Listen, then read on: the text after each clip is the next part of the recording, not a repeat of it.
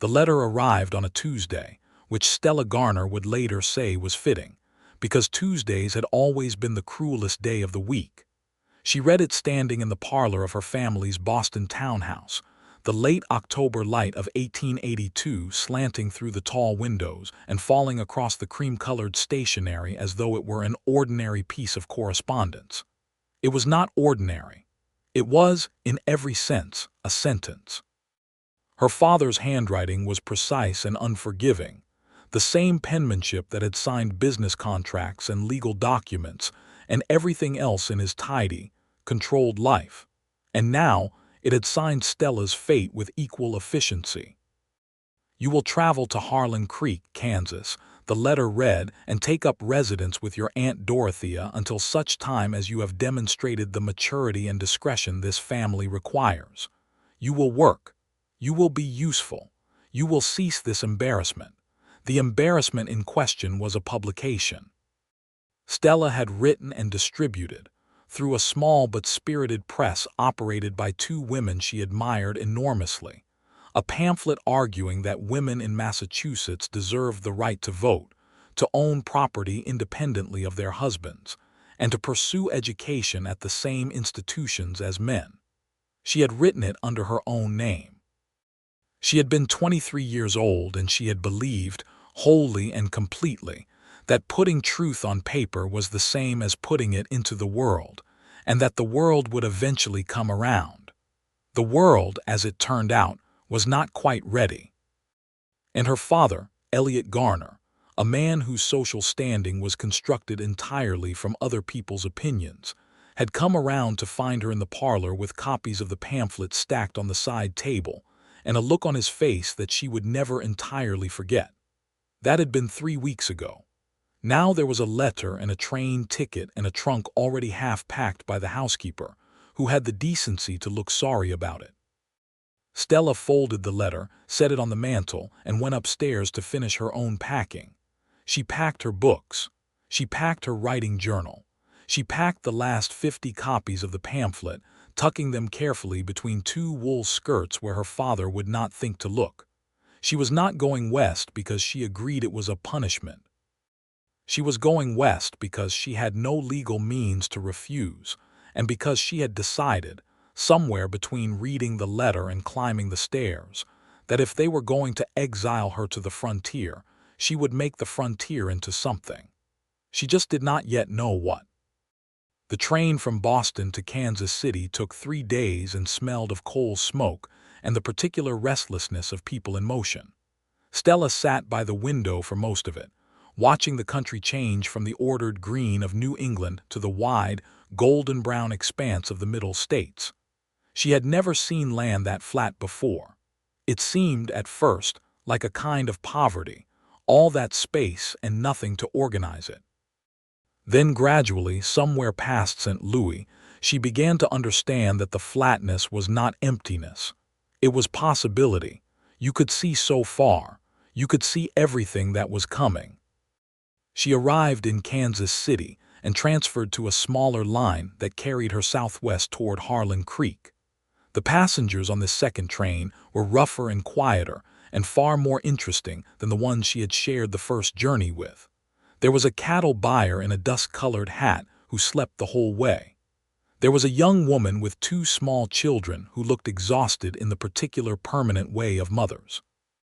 There was a man in the back row who Stella did not look at directly, but noted in her peripheral vision, the way you note something that is either very beautiful or very dangerous. He had dark hair and a jaw that looked like it had been set at some point and had healed slightly wrong, which gave his profile a quality she could not quite name. He wore a plain canvas coat and carried a leather satchel that he kept on his lap as though it contained something he intended to protect. He did not sleep. He looked out the window at the same flatness Stella was watching, and his expression was the strangest thing she had seen all journey, because it was not resignation or adventure or any of the things she expected to see on a man heading west. It was something that looked almost like relief. She did not learn his name that day. She did not speak to him at all. But she noticed him, and later she would think that the noticing had been the beginning of everything. Harlan Creek was a town of approximately 400 people, a main street with a dry goods store, a bank, a livery stable, a post office, a doctor's office, and a saloon that also served as the town's primary gathering place for news and gossip and the occasional fistfight. There was a church at the eastern end of the street whose minister, Reverend Hollies, was a thin, earnest man who clearly believed very strongly in the redemptive power of hard work, and equally clearly had never been asked to perform it himself.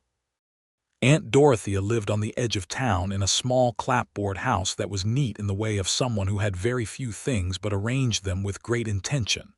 She was 61 years old, had been widowed twice, and greeted Stella at the door with a look that was partly sympathy and partly something sharper and more appraising. "You look like your mother," Dorothea said. "Your mother had more fire than your father ever gave her credit for. Come inside. I made stew." Stella came inside and ate the stew and found, to her considerable surprise, that Aunt Dorothea was not a jailer. She was something else entirely. "Your father wrote me a letter," Dorothea said, over the second bowl. "He asked me to keep you quiet and useful and away from any printing presses."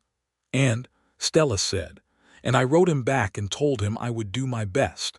Dorothea smiled, and the smile had a quality that reminded Stella of a blade being turned to catch the light. "I did not specify what my best would look like." That first week, Stella helped Dorothea with the garden, which was putting up the last of the autumn harvest, and with the mending, and with the baking that Dorothea sold to the hotel 2 streets over. She walked the length of the main street twice a day because she could not sit still, and she watched the town the way she had learned to watch everything, with the specific attention of someone who understood that the details contained everything important. She noticed that there were several women who took in laundry and worked from before sunrise to after dark and were paid wages that amounted to near nothing. She noticed that the school teacher, a young woman named Agnes Pryor, was teaching 30 children in a room built for 15 with books that were a decade old. She noticed that the town's doctor, a man named Hendricks, was perfectly capable but charged rates that most of the ranch families could not easily afford. She was already making notes by the end of the second week, because that was what Stella Garner did. She observed, she wrote, and she thought very carefully about what could be changed and how. What she did not immediately notice, because she was absorbed in all of this, was that the man from the train was living in Harlan Creek as well. His name was Thomas Finley. She learned this from the storekeeper, a broad-shouldered man named Burl Simmons, when she went in to purchase ink for her writing journal and noticed Simmons address the man who was loading a bag of grain onto a flatbed wagon outside. "Finley," Simmons called, "you heading out to the Carver place today?" "This afternoon," the man called back without turning around. His voice was lower than she had expected, with a quality like gravel that had been worn smooth. Simmons told her, without being asked, that Thomas Finley had arrived in Harlan Creek about 6 weeks before Stella. He was working as a hand on the Carver Ranch, which was the largest operation in the county, about 12 miles south of town. He came in for supplies every week or two. He was quiet, Simmons said, but reliable, and had helped break up a dispute at the saloon 2 weeks back without throwing a single punch, which Simmons seemed to consider an almost supernatural achievement. "Where's he from?" Stella asked, with what she hoped was casual interest. "East somewhere," Simmons said. "Philadelphia, I think." "Doesn't talk much about it." Stella bought her ink and walked back to Dorothea's house and thought about a man who had come from the East and did not talk much about it. She was not thinking about him romantically. She was thinking about him the way she thought about everything, which was with curiosity and a kind of systematic attention. He was a puzzle, and she had always been drawn to puzzles. The actual story of how Thomas Finley came to Harlan Creek was this. He had grown up in Philadelphia, the second son of a merchant family with pretensions and debts that they kept in inverse proportion to each other. He had studied law for 2 years at a firm on Walnut Street before he understood, with the particular clarity of someone who has been patient for a very long time and has finally run out of patience, that the law as he was being asked to practice, it was not the law he had believed in. The case that finished it had involved a family named Ortega, immigrants from Mexico who had settled in South Philadelphia and operated a small but successful textile workshop. The firm Thomas worked for represented the interests of a larger factory owner who wanted their building. The legal mechanisms available to achieve this were several, all of them technically lawful and all of them deeply and precisely unjust, and Thomas had been asked to draft the documents that would set them in motion. He had drafted them. He had stared at them for 4 days.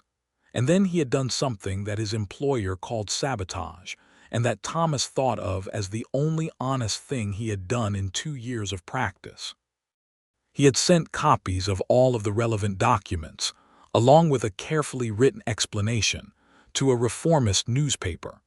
He had also, on the same day, sent a letter to the Ortega family's own small lawyer explaining exactly which documents to challenge and why. His employer had learned of this within a week. The newspaper published the story, and the factory owner's scheme was delayed, though not ultimately stopped, and the Ortega family had 18 more months in their building before the machinery of property law ground them out. Thomas was dismissed. His father, who had secured him the position through connections he would not discuss, told him he was a fool and worse than a fool, that he was an ungrateful disruption to everything the family had built, and that he would not support a son who threw away his future on principle. Thomas had packed a single leather satchel, which he carried everywhere still, and had taken a train west. He did not have a plan beyond the conviction that somewhere in the wide middle of the country, he could be useful in ways that did not require him to pretend the law was something it was not. The Carver Ranch had hired him because he was strong and willing and asked no special treatment. He woke before dawn, worked until the light was gone, and had begun in the evenings to read the law books he had brought in his satchel by lantern light, because the law on the frontier was different. It was rougher and wilder and, in some cases, more honest about what it was. There were real fights here for things that mattered, land rights and water rights, and the rights of people who had been pushed to the margins by people with money and connections.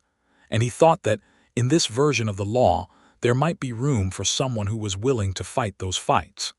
He was 26 years old, and he had come west because east had become impossible, and because relief is sometimes just another word for the particular freedom of having nothing left to lose.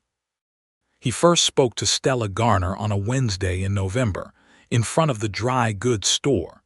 She was standing at the edge of the boardwalk, looking at a notice pinned to the wall beside the door.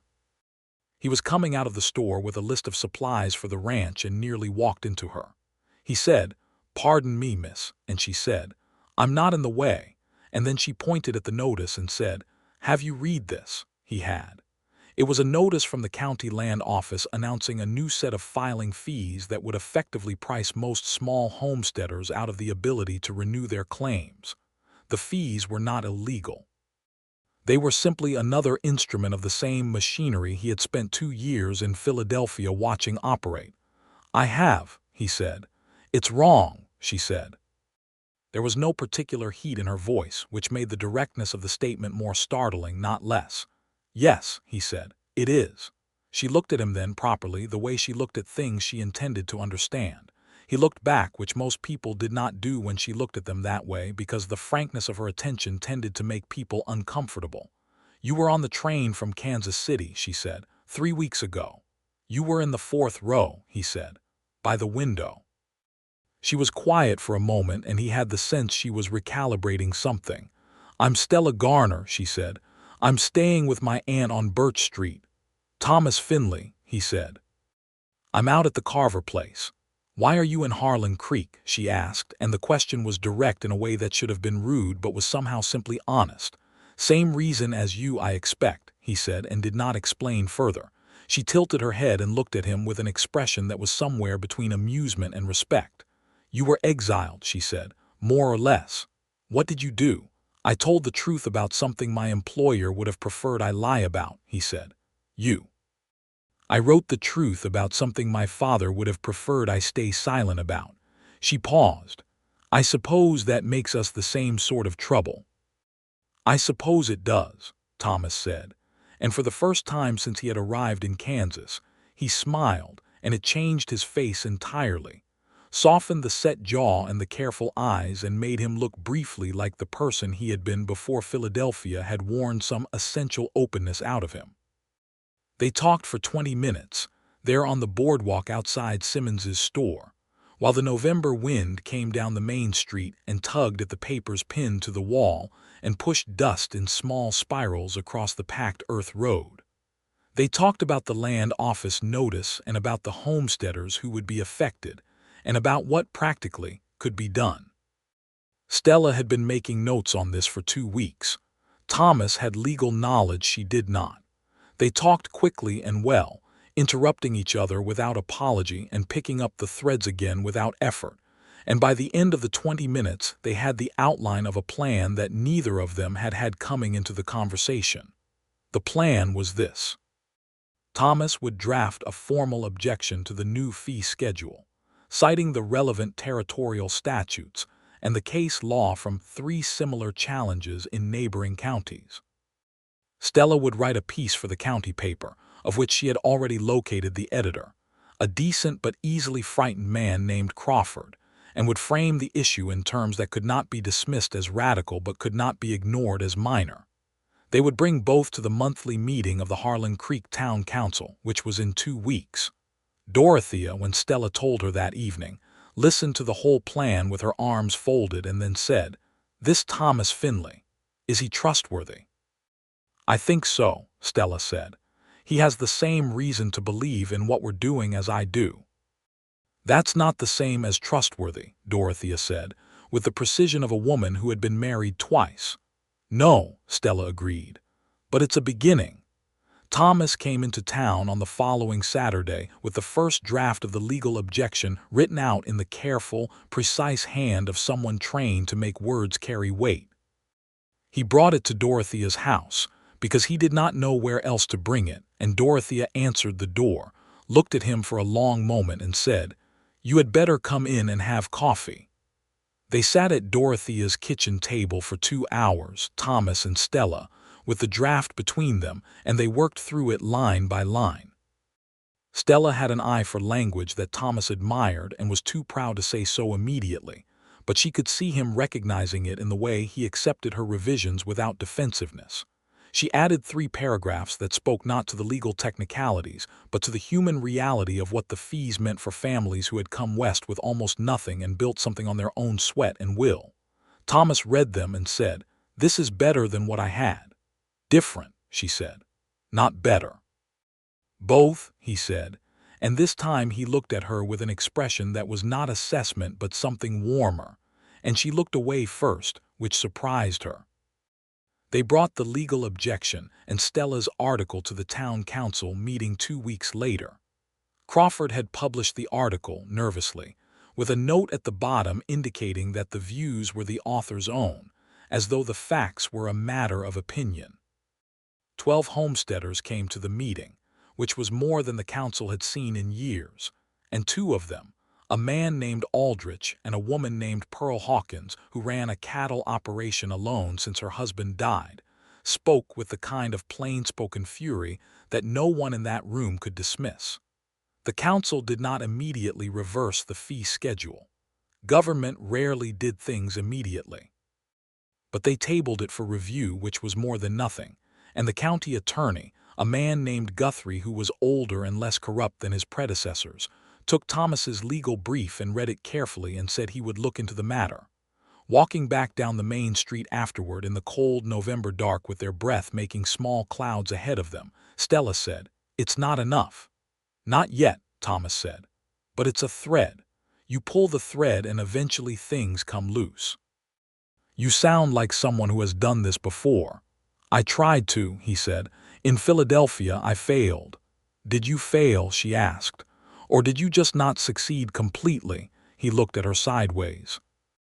The lanterns from the saloon across the street threw warm light across the frozen dirt road, and it caught the side of her face and the line of her jaw, and he noticed, with a kind of sharpening attention he had not felt in a long time, how precise and alive her features were. Everything about her suggested a person who was fully present in the world, who was not performing anything. "That's a generous distinction," he said. "No," she said. "It's an accurate one. The Ortega family had 18 months in their building because of you. That is 18 months of something rather than nothing." He stopped walking. She took 2 more steps and then stopped and turned to look at him. "How do you know about the Ortegas?" he asked. "I write for reform publications," she said. "I read them too. There was a piece 2 years ago in the Philadelphia Progressive about a case involving a textile family in South Philadelphia and a lawyer who leaked documents to the press. It did not name the lawyer, but it described him." She paused. "You have a distinctive profile." Thomas stared at her for a moment, and then he laughed, a real laugh that started low in his chest and worked its way up, and it was the first time she had heard it. It was a good laugh, unpretentious and genuine and warmer than she had expected from someone who wore such careful stillness as his default. "Well," he said, "all right then." They walked back to Birch Street, where Dorothea's house sat with a light in the window, and Thomas said good night at the gate, and Stella watched him walk back toward the livery where his horse was stabled, his hands in his coat pockets and his head slightly bowed against the wind, and she thought that she had never met anyone she respected quite so quickly, and that respecting someone quickly was a more dangerous thing than she had previously understood. December settled on Harlan Creek with a determined and serious cold that turned the mud streets to iron and put frost on the inside of the windows each morning. Stella had by now established a small but consistent routine. Mornings were for Dorothea and the household work that was genuine and satisfying in its simple usefulness. Afternoons were for walking and observing and writing. And on the days Thomas came into town, which was now twice a week, they met, sometimes at Dorothea's table and sometimes at the counter in the back of the hotel where they served coffee and let people sit without purchasing anything else. They were building something together, though neither of them had named it yet, and the not naming gave it room to grow. The legal challenge to the fee schedule moved through the county system with the particular slow deliberateness of bureaucracy encountering real resistance for the first time. 2 more homesteaders joined the challenge after Stella's second article ran in the county paper, and Crawford, emboldened by the response to the first piece, ran it without the disclaimer. But beyond the work, there was the other thing, which was the simple fact of being together, which had begun to feel to both of them less like a collaboration and more like a necessity. Thomas told her, over coffee on a Tuesday in December, about his mother. She had died when he was 15, of a fever that a doctor with more time or better resources could have managed. He had learned later, piecing it together from conversations he was not supposed to be party to, that there had been a doctor available, but that the doctor had been engaged with a family whose ability to pay was greater than his parents'.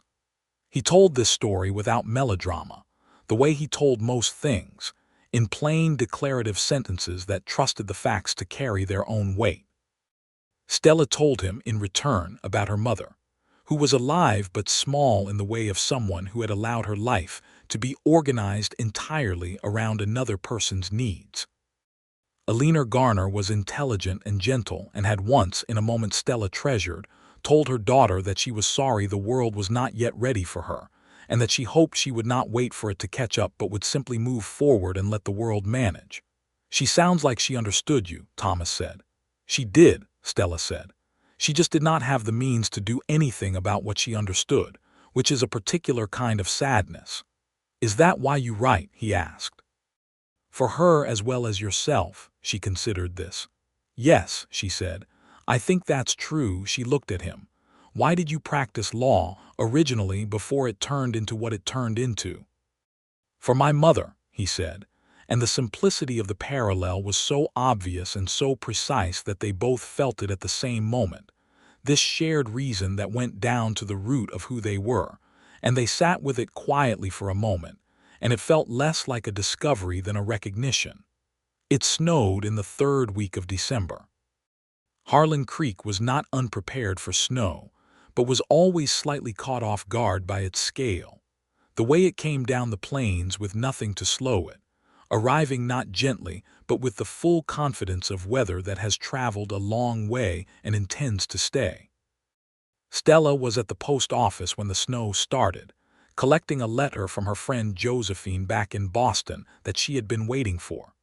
She stood in the doorway reading it, and did not immediately notice the snow because she was absorbed in Josephine's account of the reform movement in Boston, which had apparently gained momentum in Stella's absence, which was gratifying and also slightly bittersweet.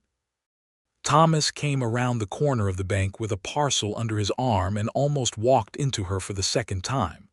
"You," she said, not looking up from the letter. "Still in your way," he said. She looked up.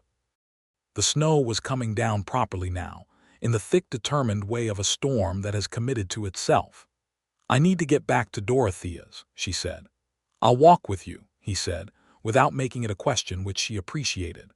They walked down the main street in the thickening snow, their shoulders occasionally close enough that his arm brushed hers, and she was very precisely aware of each time this happened, which told her something she had been studiously not admitting to herself for the past 3 weeks. "Josephine thinks the movement is growing," she said, reading from the letter as they walked, which required her to tilt the page toward the light from the hardware store window. "She says 3 new chapters have formed in Massachusetts alone." "That's because of your pamphlet," Thomas said. "It's because of a lot of people's work," she said. "Including yours. Don't deflect." She looked at him. He was watching the road ahead, his dark hair going white with snow on top, his jaw set in the familiar way. "You're very decided about what you believe," she said. "Only about some things," he said. "Which things?" He was quiet for a moment.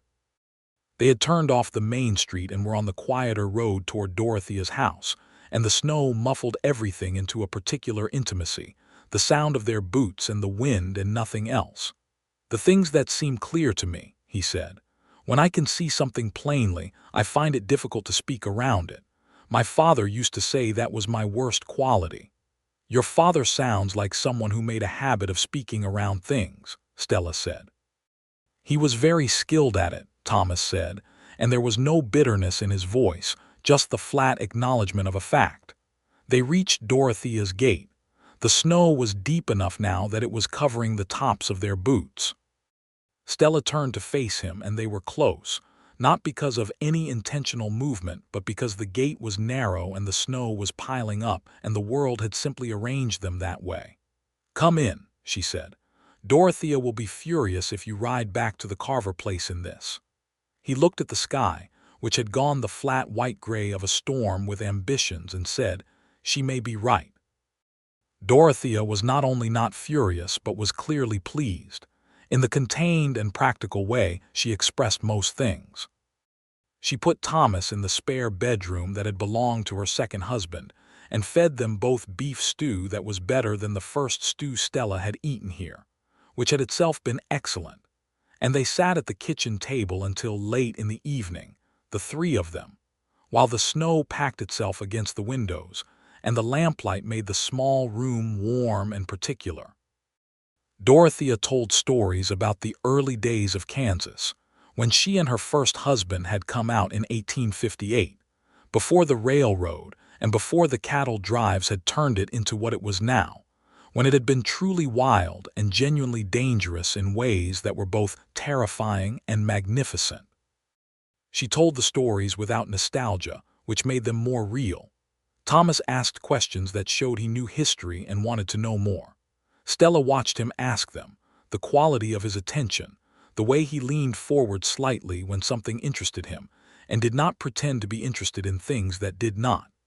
After Dorothea went to bed, they sat at the table with the remnants of the evening around them, and talked for another hour in the quiet house with the snow coming down outside. "Are you glad you came west?" Stella asked. He thought about it for a long moment, which was something she had come to trust about him, that he did not answer quickly unless he was sure. "Yes," he said. "I think the West is where I was supposed to be. I just needed to be pushed to understand that." "Punished into clarity," she said. "Is that what happened to you?" "I think so," she said. "I was angry at first. Then I got here and found that being angry about being sent here and being here were incompatible. I couldn't do both. So you chose to be here." "I chose to be here," she said, and the saying of it felt like something settling into place. Thomas looked at her across the table in the lamplight in the quietly snowed-in house and said, "I'm glad you were sent here, Stella." And it was the first time he had used her name like that, just her name without preamble, as though it were something ordinary and essential at the same time. "I'm glad you were sent here too, Thomas," she said, and meant it precisely. In January, the county attorney Guthrie made his ruling on the land office fees. It was not a complete victory. Nothing was ever a complete victory. But the ruling found that 2 of the 3 new fees were improperly assessed under the territorial statutes and ordered them suspended pending a formal review. The 3rd fee was reduced by 40%, which was not nothing. Thomas came into town the day the ruling was posted and found Stella already at the land office reading it, her breath making small, urgent clouds in the cold air. "It worked," she said when she heard him behind her. "Partially," he said. "Partially," she agreed, "but actually." She turned around. He was standing very close, having come up behind her to read over her shoulder, and the cold had put color in his face, in his cheeks and the tip of his nose, and she thought she had never seen anyone look quite so alive as he did at this moment, standing in the cold outside a county land office reading a legal ruling that was partially but actually a victory. "We should tell the homesteaders," she said. "I rode past the Aldrich place on the way in," he said. "They already know." Mrs. Aldrich was in the front yard, and she waved at me like I had personally moved a mountain. Stella laughed, and the laugh surprised both of them because it was fuller and more unguarded than the ones that had preceded it, and it made Thomas look at her with an expression that was no longer assessment or respect or even warmth, but something more particular and more urgent than any of those. He said, "Stella," and stopped. She said, "I know," because she did know, and because she had been waiting for someone to say it first and was glad, without any loss of dignity, that it had been him. He reached out and took her hand, both of them still wearing their winter gloves, which should have made it impersonal but somehow made it more tender because it required intention, the deliberate finding of her hand inside the cold and the layers. They stood there for a moment in the winter street, and then he said, "Would you go walking with me this evening? Not for any particular reason, just walking." "Yes," she said. "I would like that very much."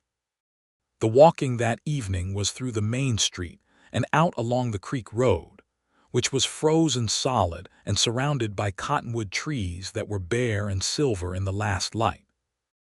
They walked for 2 hours and talked about everything and nothing, moving between the large and the small with the ease of 2 people who have discovered that they think in compatible ways. He told her about his brother in Philadelphia, James, who had sided with their father after Thomas left, and whom Thomas missed with a specific grief that was different from the general grief of exile. Stella told him about Josephine, who was her closest friend in Boston and had tried 3 times to visit before her own parents intervened. They had both been separated from the people who mattered to them and deposited in this place, and what they had found here, against all expectation, was each other. He walked her back to Dorothea's gate, and they stood there in the creek-cold air, and he looked at her in the last light with an expression she was now familiar enough with to read accurately, and he said, "May I come calling properly, with Dorothea's knowledge?" "You already have Dorothea's knowledge," Stella said. "She told me 2 weeks ago that I was being an idiot for not saying something." Thomas tilted his head. "She told me the same thing last Thursday." Stella looked at him for a moment, and then she said, "She is a very wise woman." "Exceptionally," he said. "Shall we stop being idiots then?" "Yes," she said. "I think we shall." He kissed her at the gate with the frozen creek behind them and the cottonwood silver and still in the last light, And it was the kind of kiss that has been waiting to happen for long enough that it arrives not like a surprise but like a deep and final recognition, like something you have always known and have simply been waiting to reach. February in Kansas was brutal and honest and magnificent. The cold was not the genteel cold of Boston winters, but the open country cold that came from somewhere enormous and had nothing to hide behind. Stella had expected to hate it. She found instead that she was deeply alive in it, that the cold required a kind of presence and engagement that she had not known she needed. She and Thomas met 4 or 5 times a week now, which, given that he was 12 miles south at the Carver Ranch, represented a significant commitment of riding time in February temperatures. He never mentioned this.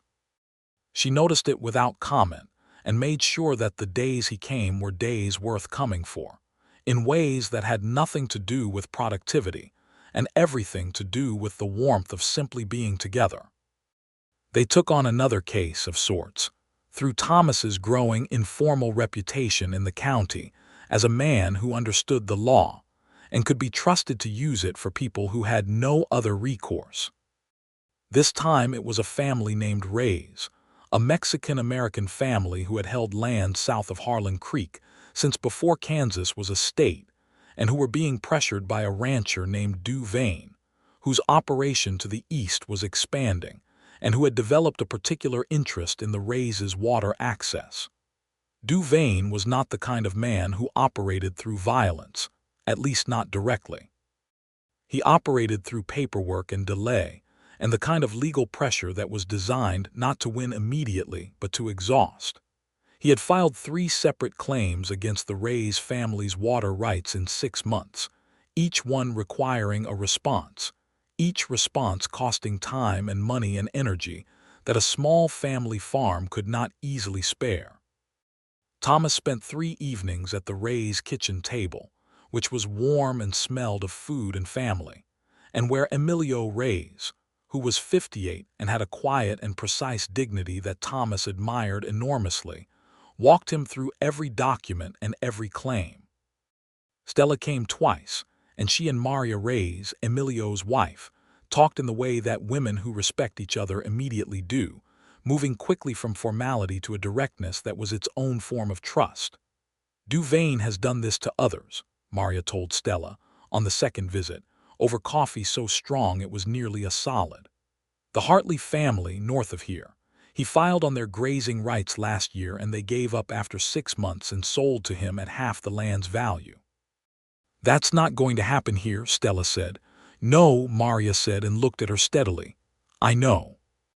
Thomas built the case with the same careful precision he brought to everything legal, citing water rights established under the original Kansas Constitution, the Reyes family's uninterrupted use going back 40 years, and 3 separate federal precedents that Duvain's lawyer in Dodge City either had not found or had hoped Emilio Reyes could not find.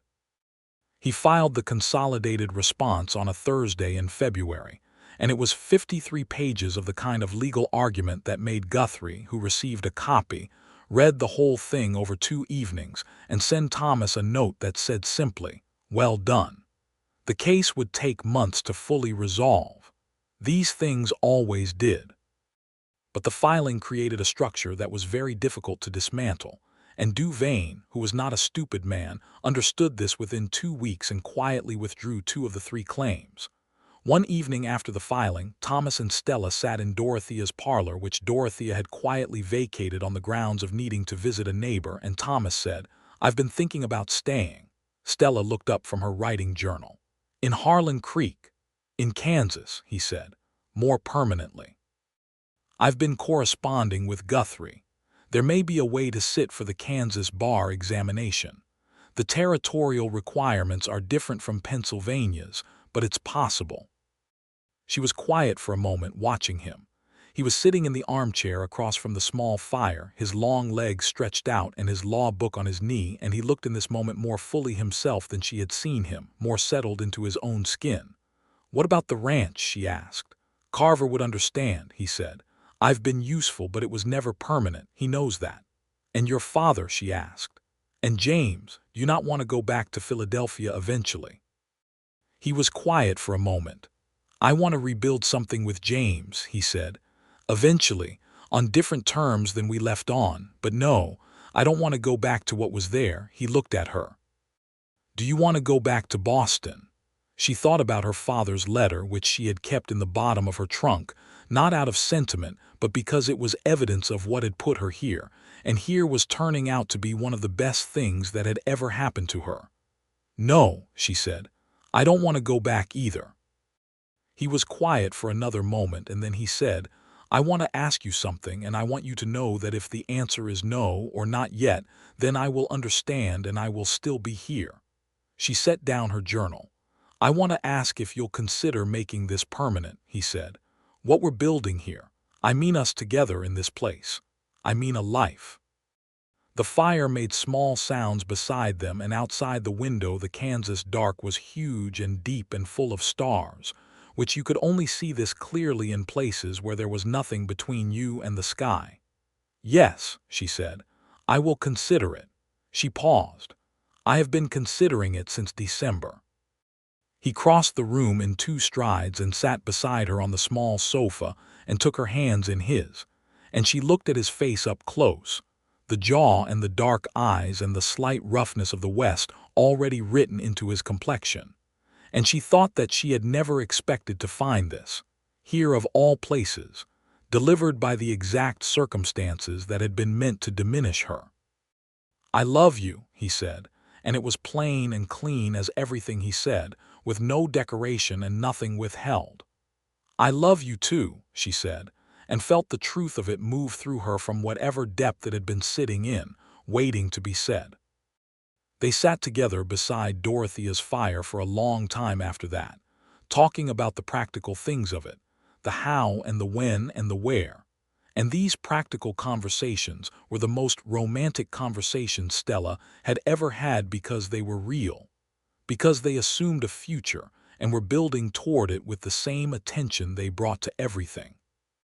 Dorothea came back from her neighbors at 9 o'clock and walked in to find them sitting close on the sofa with their heads bent together over Stella's journal, planning something, and she stood in the doorway for a moment with her coat still on, and looked at them with an expression that was so full of satisfied affection that Thomas looked up and saw it and said, You knew this was going to happen, didn't you?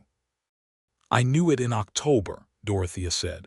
When your letter arrived, Stella, and your Aunt Priscilla in Boston described the young man on the train. I had already had a letter from Carver asking if I knew a family connection in the East for a man named Finley who was working his ranch, and whom he wanted to recommend for county business. She took off her coat and hung it on the peg by the door. I put the 2 letters side by side, and I thought, well, Providence is being rather obvious this evening. Thomas looked at Stella. You never mentioned an Aunt Priscilla. She's my father's older sister, and she notices everything, Stella said. I should have expected she would write to Dorothea. Your Aunt Priscilla, Dorothea said, sitting down in the armchair Thomas had vacated, wrote me that she thought your young man on the train had an honest face and that she hoped you had noticed him. Your Aunt Priscilla is considerably wiser than your father. Thomas proposed formally in March, on a Sunday afternoon on the bank of Harlan Creek, which was running fast and cold with snowmelt from the north. He had a ring that had belonged to his mother, which had traveled from Philadelphia to Kansas in his leather satchel for 8 months, which Stella would later say was proof that the West had always been his real destination, because his mother's ring had known where it was going even when Thomas had not. He proposed in the plain way of everything he did, without theatrical gestures or elaborate speeches, but what he said was so precise and so particular to who they were, and what they had built, and what he believed about her and about their shared future that Stella, who did not cry easily, had to look away at the creek for a moment before she could answer. She answered yes. She answered yes in the way that meant she had already been saying it for months in all the ways that were not yet the word itself. They were married in April, in Harlan Creek's small church, with Reverend Hollies officiating in the earnest and slightly ponderous way that was his style, and with Dorothea in the front pew looking magnificent in a dress she had owned for 20 years and clearly intended to wear to every significant occasion life offered. Pearl Hawkins came, and the Ray's family came, and Burl Simmons came, and Agnes Pryor the schoolteacher came with a small bunch of early wildflowers she had gathered from the field behind the schoolhouse. Thomas's brother James came from Philadelphia, which was the thing that moved Thomas most visibly on the day, more even than the ceremony itself. James had arrived 2 days before the wedding and had stood in the yard outside Dorothea's house looking at Thomas with an expression full of complicated things, and they had talked for 4 hours, while Stella and Dorothea deliberately occupied themselves indoors. And when they came out, Thomas and James were sitting on the porch steps talking in the easy way of brothers who have found their way back to each other and are being careful with the finding. James was 24, 2 years younger than Thomas, and had his brother's jaw without the set to it, which gave him a more openly readable face. He liked Stella immediately. She could tell, not because he performed liking but because he asked her questions and listened to the answers without the impatient quality of someone waiting to speak. "He's better here than he was in Philadelphia," James told her quietly on the morning of the wedding, while Thomas was at the hotel getting dressed. "He was doing well in terms of the work and the income and all that, but he was not better. He is better here." "So is everyone who ends up where they were meant to be," Stella said. The ceremony was simple and real. Thomas said his vows looking directly at Stella with the full weight of his attention, which she had come to understand was how he showed the things he felt most deeply, not through expression or gesture, but through the quality of his presence. She said hers looking back at him with equal directness, and Dorothea in the front pew made a small sound that might have been a sob but which she would have described, if asked, as a clearing of the throat. Afterward there was a gathering at the hotel, with food organized by the town's women in the cooperative way of frontier communities, where private parties were public events by default. There was dancing on the main street, which the April weather permitted barely, with a fiddle and a guitar played by 2 men Stella did not know, but who turned out to be ranch hands from 3 properties over who had been playing together for 15 years. Thomas danced with her in the particular way of someone who had not danced much, but was doing it with the full conviction of someone who had decided it was worth doing well, and she laughed, and he laughed with her, and the evening stretched out warm and particular under the wide Kansas sky. James came to stand beside Dorothea at the edge of the dancing and said, "I've never seen him laugh like that."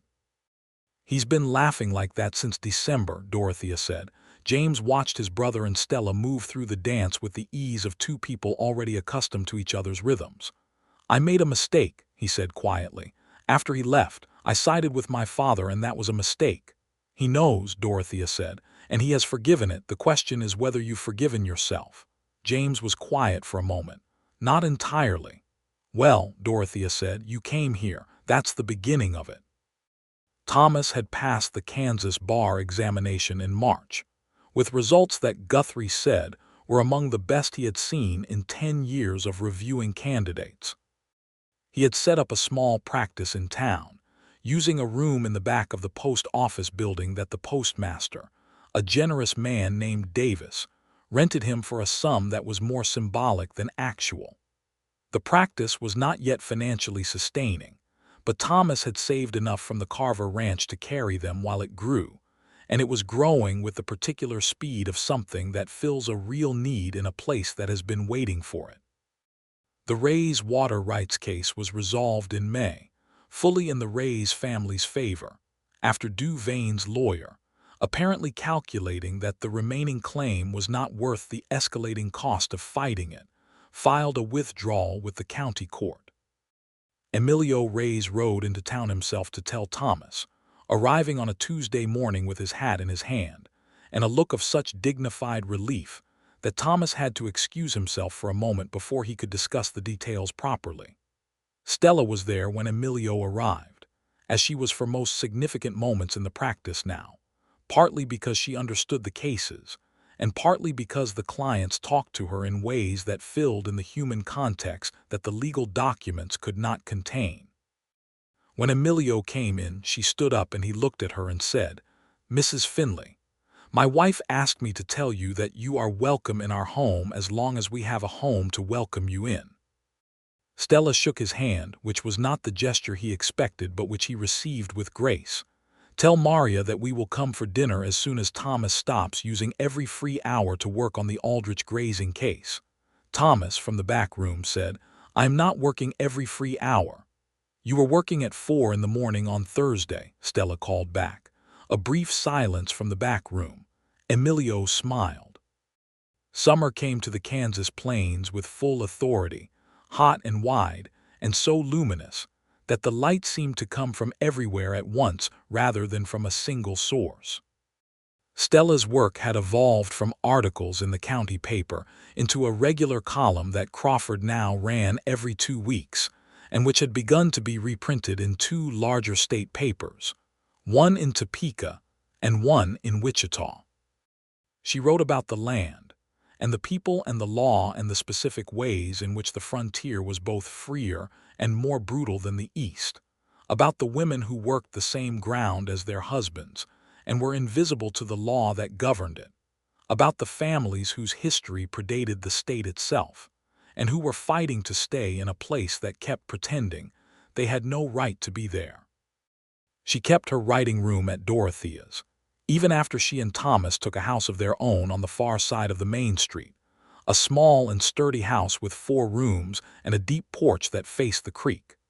Dorothea had insisted on staying in her own house, on the grounds that she had lived alone for 17 years and did not intend to change now, but she appeared for dinner 3 times a week with the regularity of someone who knew the difference between independence and isolation. In September, Stella realized she was pregnant.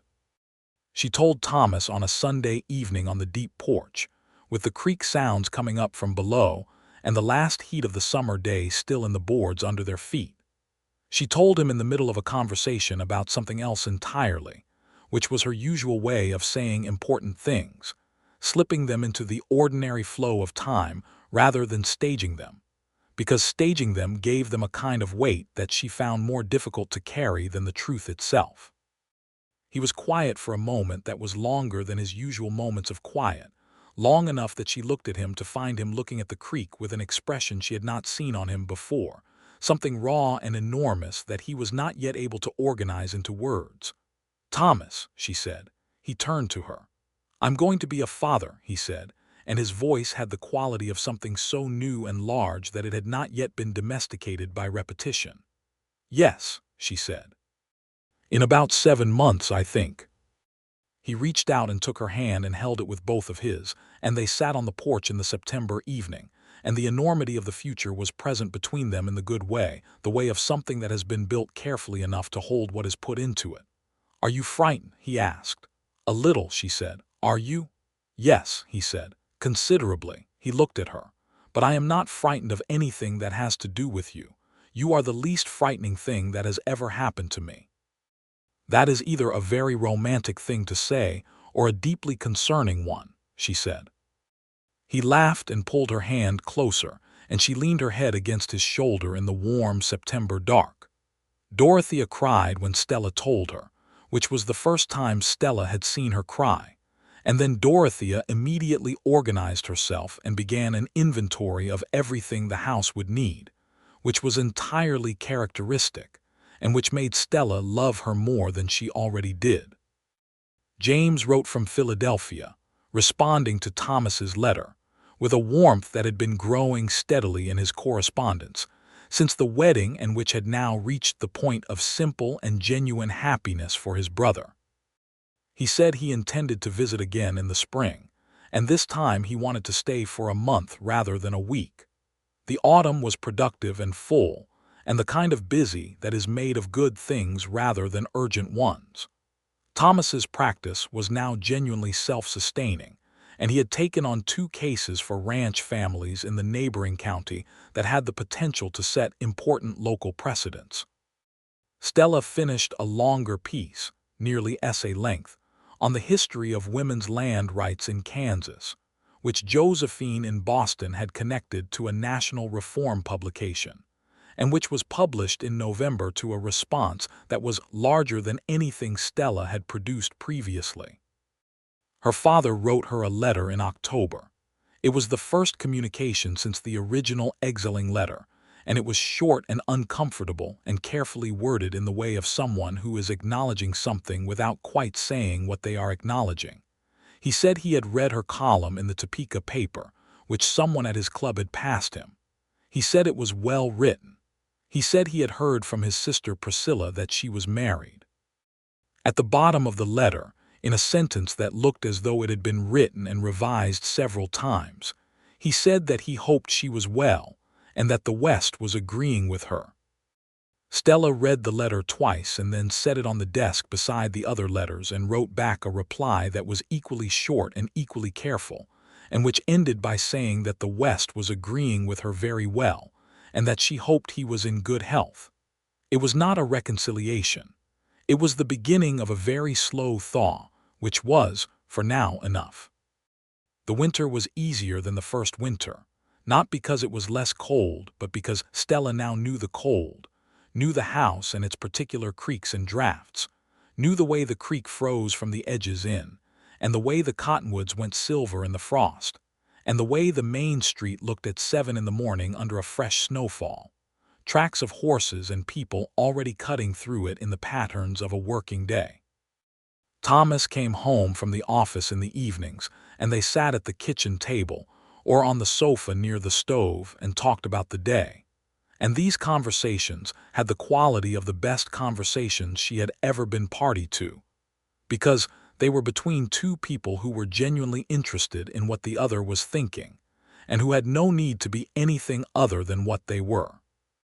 In January, Thomas received a letter from James that had a second, smaller letter enclosed within it, in an envelope addressed to Thomas with his father's handwriting on the outside.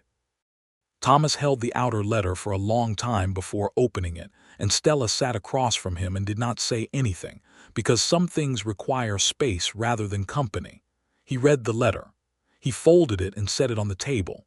He picked up his coffee and drank it and looked at the window, which was pale with a winter afternoon sky.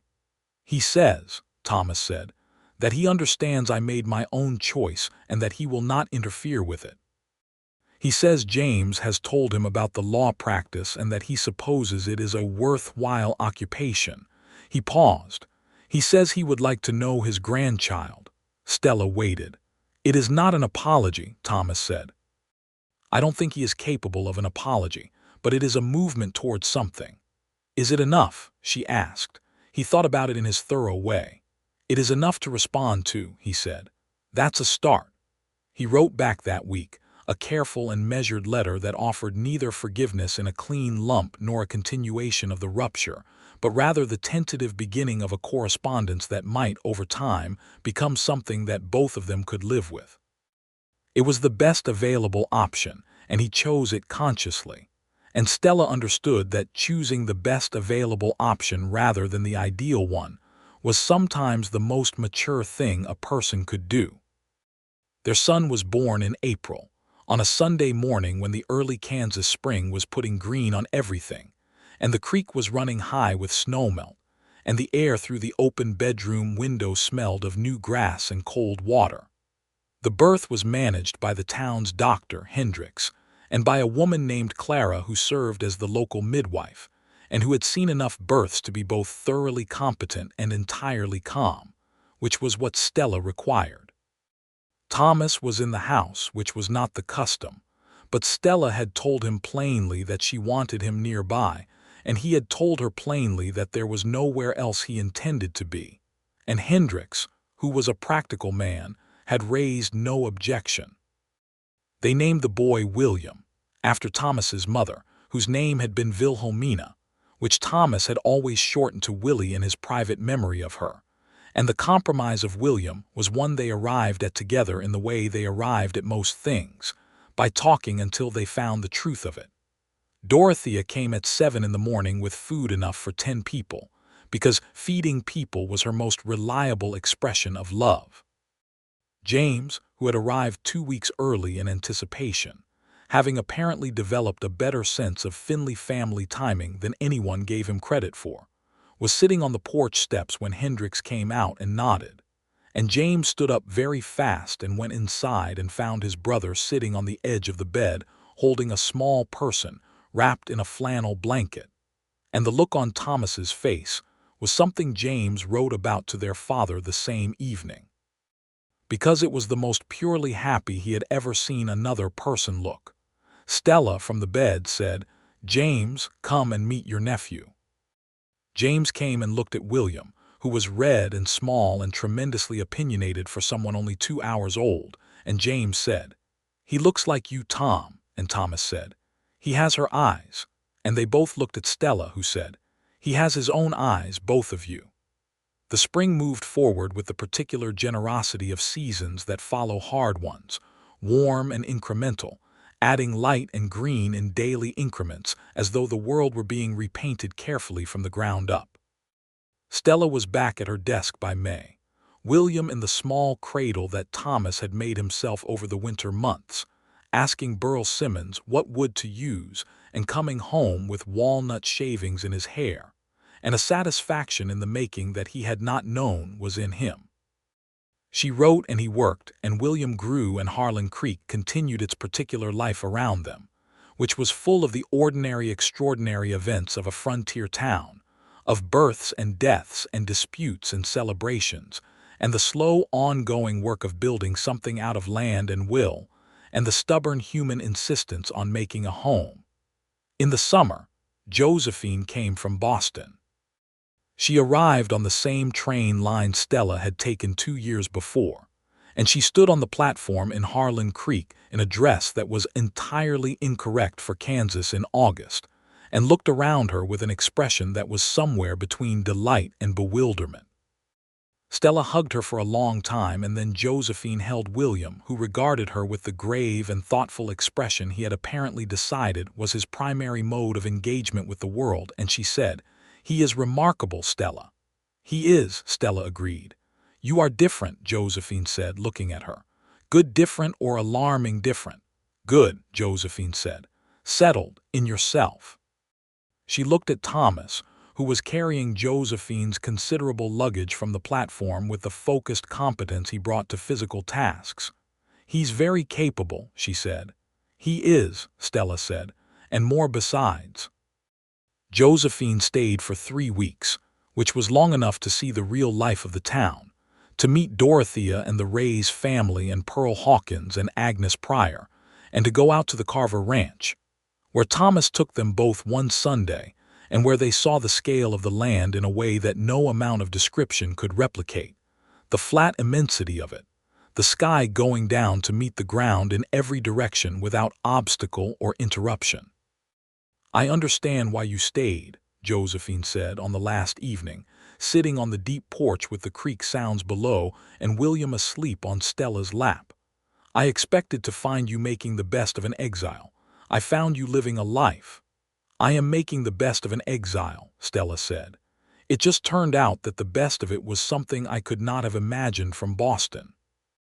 Thomas came out with coffee and sat in the chair beside Stella and put his hand over hers, the one not occupied with William, and Josephine watched them with the quiet recognition of someone seeing something they had always hoped was possible in the world but had not been entirely sure of.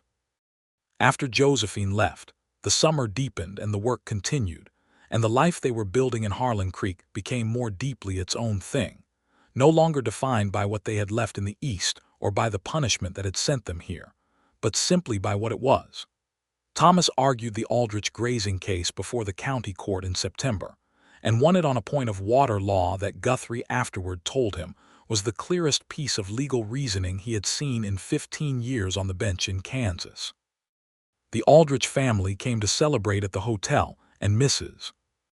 Aldrich, who was a large and emphatic woman, hugged Thomas with the full force of her considerable gratitude, and he emerged slightly breathless and catching Stella's eye across the room, and they were both laughing.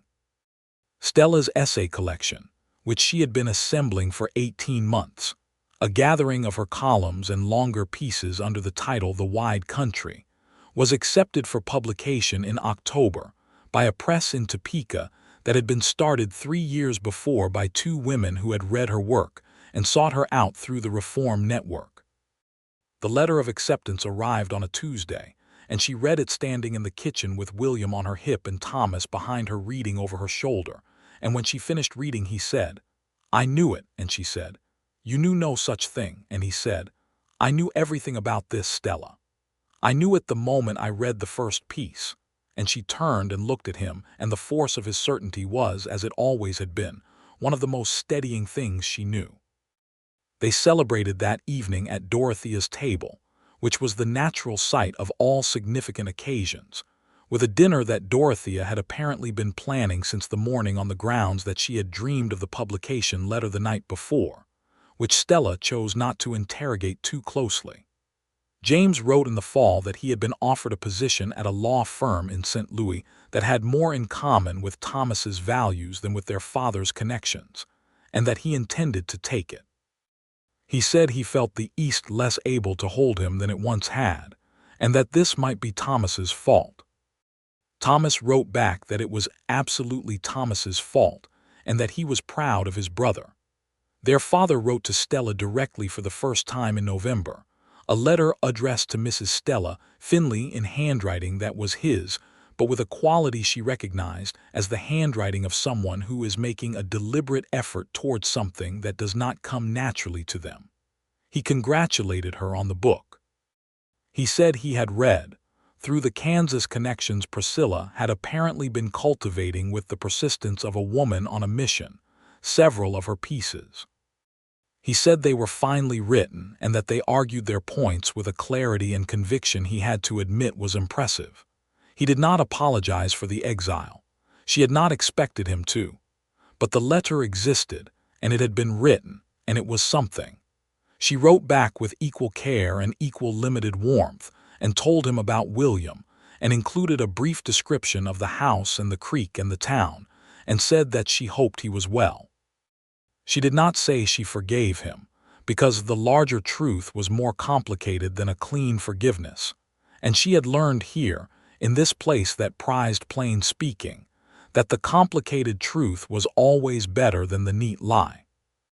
The winter of 1884 came, and Harlan Creek met it in its familiar way, with firewood stacked high and horses brought in earlier, and the streets turned to iron and the creek to glass, and the sky to a low, pale, significant gray for weeks on end. William learned to walk in December, with the determined and slightly aggressive confidence of someone who has decided that walking is simply the next problem to be solved, and has applied himself to it with full commitment. He walked into walls and furniture and his father's legs, and back up again without complaint, and Thomas sat on the kitchen floor for 2 hours one Saturday morning, watching him do this with an expression of such complete wonder that Stella left them there and went to her desk and wrote 3 columns in 2 hours, because that kind of happiness was productive in ways she could not entirely explain. Pearl Hawkins came for dinner one Sunday in January and told them that she had begun corresponding with a man in Abilene, a cattle buyer named Whitmore who had stopped on his route through the county the previous spring and had conducted himself, Pearl said, with a dignity and decency she had found unexpectedly moving. She was not sure it would come to anything, she said, but she had told him about the cattle operation and he had asked the right questions, and she supposed the world was occasionally capable of surprising you. Stella and Thomas exchanged a look over the dinner table that Pearl caught and said, "Do not get sentimental on my account." "We would not dream of it," Thomas said. "You absolutely would," Pearl said. Spring came again. James came in March as promised and stayed for a month. He had a quality of ease about him now that he had not had at the wedding, the ease of someone finding their way into a version of their life that fits. He played with William in the yard.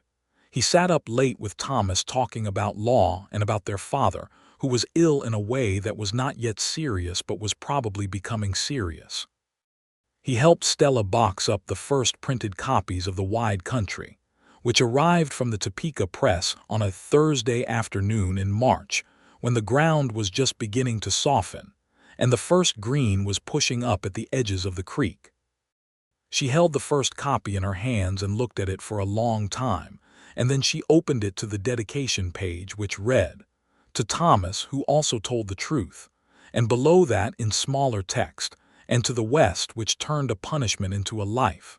James, reading over her shoulder, said, "That's exactly right." Thomas came in from the back room, where he had been reviewing documents, and saw her holding the book, and he crossed the room, and she held it out, and he took it and read the dedication, and looked up at her with those precise dark eyes that she had first noticed on a train in November 1882, and said nothing, because nothing was needed. The summer of 1884 was the fullest summer she could remember. The book was reviewed in Topeka and Wichita, and in a small reform paper in Chicago that found her arguments both useful and timely in the context of the growing national conversation about women's property rights. Letters came from women she did not know, from Kansas farms and from eastern cities, from women who recognized in her writing what she had recognized in the best of what she had read as a girl, which was the specific relief of finding your own thoughts put into words by someone else. She answered every letter. It took most of Friday evenings, with William asleep upstairs and Thomas at the kitchen table with his legal work, and the lamp between them warm on the ceiling. Thomas was appointed as a special land commissioner for the county in July, a position Guthrie had advocated for, and that the county board had agreed to on the grounds that the work Thomas had already been doing informally was important enough to make official. It was not a lucrative appointment, but it was a formal one, and it gave him standing in the county legal system that meant the cases he took could be heard more directly and with less obstruction. He came home the day of the appointment with the formal document in his hand and stood in the kitchen doorway and said, "I am now official." "You have always been official to the people who mattered," Stella said. "That is a very diplomatic answer." "I am a writer," she said. "We are diplomatically precise." He came into the kitchen, and she poured coffee, and they sat at the table that had been the site of so many of their important conversations, the table that had seen legal briefs and newspaper columns and jam-making and William's first encounter with solid food, the table that was, in its small and ordinary way, the center of the life they had built. In September, Stella discovered she was pregnant again. She told Thomas the same way she had the first time in the middle of another conversation, and he reacted the same way he had the first time, with a silence that was not absence but the opposite of it, a silence so full that it had its own weight. Then he looked at her and said, "Another Finley." "Another Finley," she agreed. William, who was 18 months old and had developed the ability to walk into any room and dominate it entirely, was asleep upstairs, and the house was quiet around them, and the September night was enormous and dark and full of stars. "Are you happy?" Thomas asked her, and the question was not anxious but genuine, asked with the same directness he always used for things he truly needed to know. She looked at him across the kitchen table, at the familiar angle of his jaw and the particular quality of his attention, and the hands that had held hers in the cold outside the land office in January 1883 and had not let go since. "I am happy," she said, "profoundly and completely. I did not know it was possible to be this happy and this busy simultaneously. I have found they go together," he said. "A philosophical observation from the Special Land Commissioner," she said. "I am full of them," he said, and reached across the table for her hand, and she gave it, and outside the window Harlan Creek was quiet in the September dark, and the creek ran its ceaseless sound below and everything that had brought them here. The punishments and the trains and the cold and the work and the long table and all of it was exactly as it should have been. Dorothea came for dinner on a Thursday in October, and Stella told her about the second baby over the soup, and Dorothea set down her spoon and looked at her with an expression that was simply and fully joy, uncontained and direct. "Good," Dorothea said. "This house needs more Finleys." "It is a small house," Thomas said. "Then you will need a larger one," Dorothea said, with the air of someone identifying and solving a problem in a single breath. "There is a plot on the east side of the Creek Road that Davis told me he would sell for a fair price.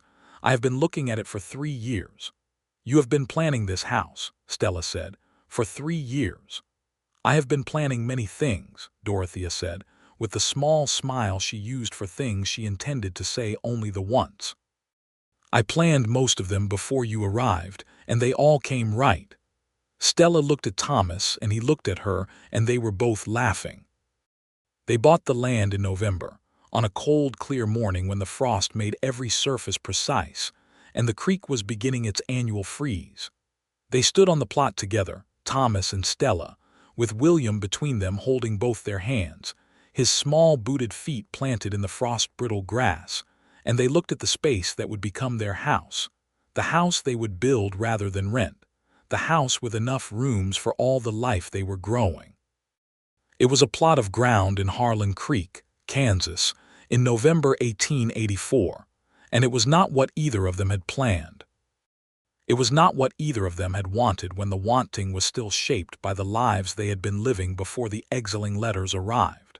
But it was more than what they had planned and more than what they had wanted, because it was real and true and specific and theirs, in the way that only the things you build with your own hands and your own choices can ever fully be yours. Thomas squeezed Stella's hand. She looked up at him. The winter light was on his face, and he was looking at the empty lot with the expression she had come to know best on him, the one that meant he was seeing not what was there but what would be there, the possible thing made visible through will and work and time. "Well," he said, "we will need to buy lumber before the cold gets worse." "Always practical," she said. "Someone in this family has to be." "I am entirely practical," she said. "You write pamphlets and dedicate books to the West," he said. "You are magnificent, Stella, but you are not practical." William said something at their feet that was not yet entirely language but had the tone of strong agreement with his father, and they both looked down at him, and then at each other, and the laughter was immediate and complete and warm in the cold November morning. They built the house the following spring, with help from Thomas's brother James, who had finally made the move from St. Louis and taken up a small law practice in Wichita, close enough to visit and far enough to be properly independent. Thomas and James worked side by side on the house on Saturdays, and Stella wrote in the mornings and helped with the building in the afternoons, learning the particular competence of physical construction that she had not previously had occasion for, and finding in it a satisfaction that had something in common with the satisfaction of a well-made sentence. The baby came in April, again in the spring, as though the Finley children had made a collective decision about timing. It was a girl this time, born on a Tuesday, which Stella found appropriate and right because Tuesdays had been the cruelest day of the week in the life before, and she intended to reclaim them. They named her Clara Rose, the Clara for the midwife and the Rose because Thomas said it suited her from the first moment, and he was right, it did. Dorothea held Clara Rose on the afternoon of the birth and was again briefly undone by it, and again organized herself immediately afterward, and Stella watching this thought that Dorothea was the best and most honest evidence she had ever encountered for the argument that life expands to fit the love you are willing to give it. William stood beside the cradle and regarded his sister with the grave and systematic attention of someone taking a new situation seriously. Then he reached out and touched her hand very gently with one finger and looked up at Thomas, who was standing behind him. "Gentle," Thomas said. William looked back at Clara Rose and then at his father and said in the clear, specific way of a 22-month-old who has decided he has understood the situation fully, "Mine." "Yes," Thomas said, kneeling down beside him. "Yours, and she is very lucky to have you." The new house was finished by June, and they moved into it on a Saturday when the creek was running full and clear, and the prairie grass was the deep summer green that lasted only a few weeks before the heat turned it golden. Dorothea came to inspect it with the thoroughness of someone who has a proprietary interest, and made several observations about the kitchen window placement that were entirely correct, and which Thomas had already noted but did not say so, because some conversations are better allowed to complete themselves. Stella stood in the front room of the new house, which was full of afternoon light from the large windows Thomas had insisted on, and looked at the room that was their own, the furniture they had accumulated over 3 years, the books on their shelves, the writing desk by the window, the wooden cradle nearby, the marks on the doorframe where Thomas had measured William's height in April, the ordinary and particular accumulation of a life that was genuinely and fully theirs. Thomas came and stood beside her. Clara rose asleep against his shoulder in the practiced way of a man who has learned to conduct most of his activities with a baby attached to him. "You are thinking something," he said. "I am thinking that my father sent me here as a punishment," she said, "and that if I ever see him again I will have to find a way to thank him without letting him think he was right about anything." Thomas considered this a delicate conversational balance. "I have been practicing," she said. "I know," he said. "I am the one you practice on." She looked at him with the full directness that had been her way since the first time she had turned and looked at him properly, outside the county land office in the cold of a Kansas morning. He looked back at her as he always did, without flinching from the frankness of it, as though being seen clearly was not something to be managed but simply something to be received. "We were both punished," she said, "sent west for telling the truth, both of us, by people who preferred comfort to honesty. And we found each other here," he said. "We found each other here," she said, "and we found this." She gestured, not specifically at the house but at everything, the house and the town and the creek and the work and the children and all of it. All of this. He shifted. Clara rose gently on his shoulder and reached out and took Stella's hand. From upstairs came the sound of William moving around in the new bedroom, exploring it with the thoroughness of someone taking possession of territory. The summer light filled the front room. The creek ran outside the windows. Harlan Creek went about its day beyond them, the ordinary necessary work of a town that was building itself the same way they were building themselves, day by day and choice by choice, out here in the wide country where there was room enough to become what you were meant to be. Stella leaned her head against Thomas's shoulder. The one that was not occupied with Clara rose, and they stood in their house in the afternoon light of a Kansas summer, and everything that had brought them here, the punishments and the trains and the exile and the cold and the work and the love and all of it, resolved into this moment, which was whole and real and complete. It was exactly what a punishment looked like when it turned into the truest and best part of a life.